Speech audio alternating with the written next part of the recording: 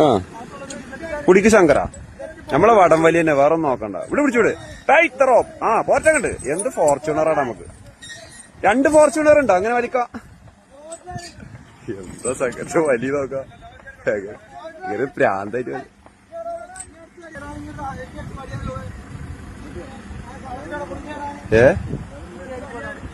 ഏതാ ശബ്ദം. ഇപ്പൊ ശങ്കറിന്റെ അമരക്കാരാട്ടോ. നിങ്ങൾ പറയാ എന്ത് ഫോർച്യൂണർ.